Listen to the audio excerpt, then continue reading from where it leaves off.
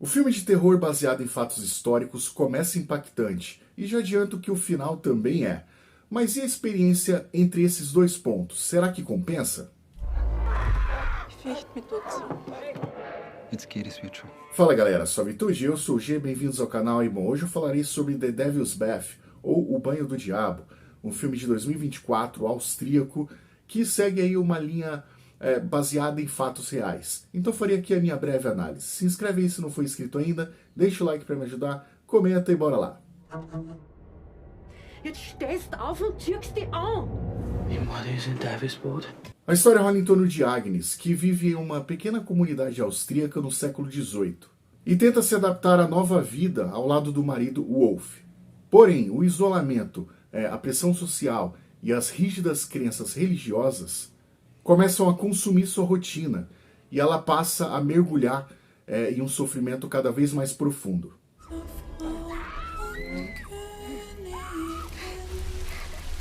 Como eu disse antes, o filme se inicia com um soco no estômago e se encerra com um chute na cara. Mas é a jornada que acaba sendo ainda mais determinante aqui. Considero o ritmo de um filme algo importante, sim. Mas pelo menos para mim, eu não penso que seja algo que define a qualidade da obra ou ajuda a determinar se eu vou gostar ou não. Mas que isso tem um peso é inegável. O filme A Bruxa, por exemplo, ele é paradão e eu acho sensacional. Ao meu ver, o problema aqui é o foco na rotina, porque ficar acompanhando o dia a dia da Agnes em 1700 e pouco não tem como não ser entediante. E também me parece ter um excesso de sutileza. Geralmente, quando vemos um filme mais arrastado, temos aquela sensação de que nada está acontecendo. Existe sim um desenvolvimento bem pensado e uma progressão considerável na trama. Só que tudo isso vai acontecendo de uma maneira bem sutil. E somado às 2 horas, que é o tempo do filme, isso vai tornando a experiência cada vez mais cansativa. O filme teve indicação no Urso de Ouro, né, não venceu, mas conquistou aí o Urso de Prata, mais especificamente pela cinematografia. E foi mais do que justo, porque o filme é muito bonito. O elenco todo mandou bem, né, mas principalmente a atriz que faz a Agnes. Ela realmente arrebentou. E uma curiosidade é que ela também compôs a trilha sonora do filme, né, o que acaba gerando aí uma conexão maior com a própria personagem que ela interpreta. E acredite, a obra foi representante da Áustria no Oscar, mesmo não sendo indicado no final. É um filme de época muito bem retratado e que abrange aí vários assuntos. E convenhamos, ele é bem rico nisso.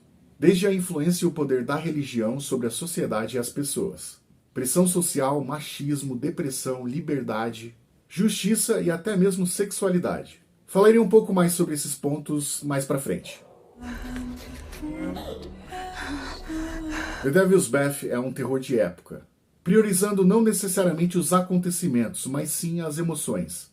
Surpreende logo de cara, mas logo desacelera, puxa o freio e quase estaciona. A gente até pensa, talvez não tenha mais nada demais. E acredite, tem. O final é bom e chocante. O duro é ter a paciência que o filme pede em seu desenvolvimento. Ele me deixou um pouco dividido, porque é interessante, possibilita várias discussões. E artisticamente é show.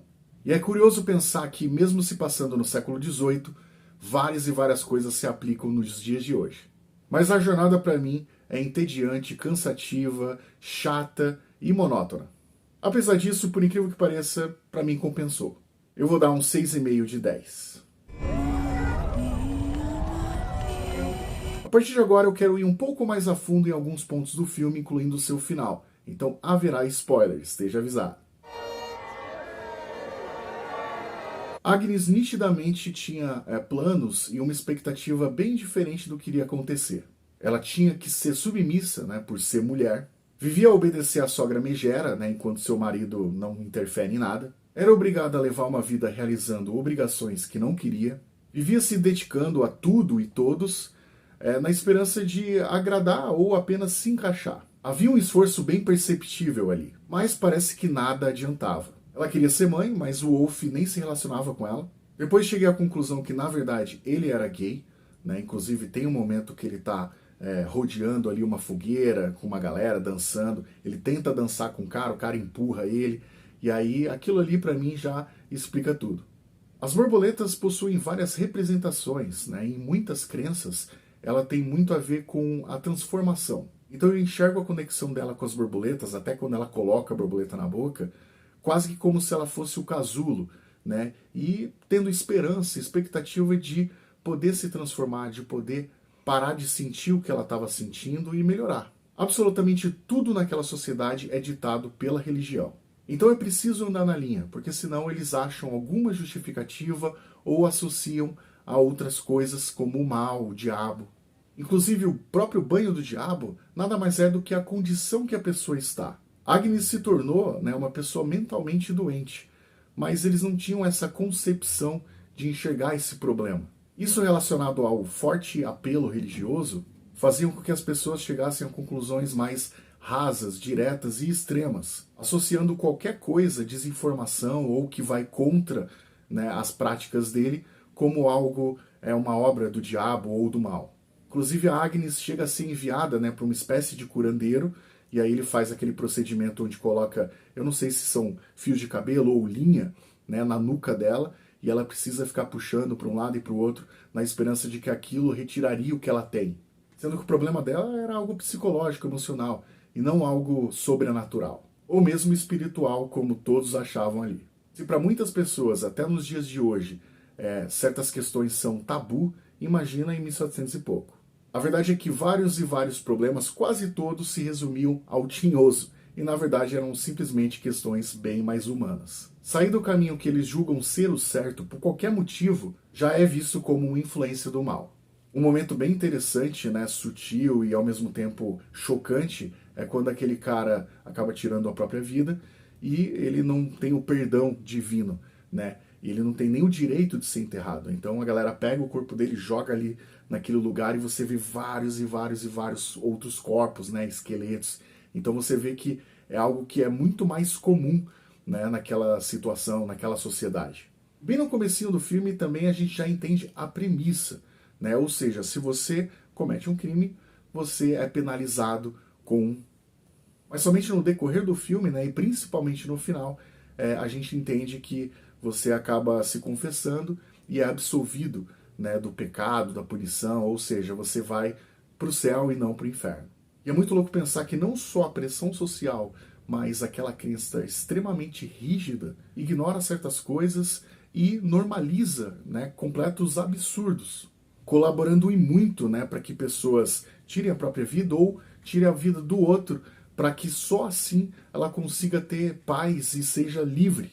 Como Agnes não consegue se sucumbir ao veneno, numa ação completamente desesperada e mais uma vez influenciada pela própria religião, porque quando ela decide fazer o que faz lá com o garotinho, que é uma cena pesadíssima inclusive, ela se sente até um pouco menos culpada porque ela está livrando aquele ser humano de ser um provável pecador.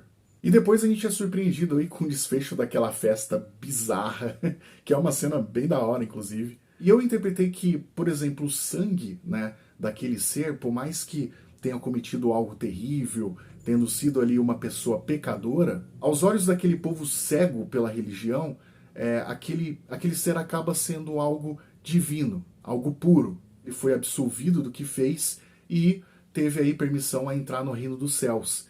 Então talvez o sangue, né, e as partes do corpo sejam coisas sagradas para eles. E a Agnes, logo no começo do filme, ela recebe um dedo, né, que ela fica beijando e rezando para que ela seja mãe um dia. Eu acredito que aquele dedo era daquela personagem que morre logo no começo do filme, ajudando a reforçar essa ideia de que o corpo, a carne, né, passa a ter ali um significado mais sagrado e poderoso para eles. Todo o conceito do filme é foda, cara, eu achei excelente, mas para mim foi bem cansativo de ver.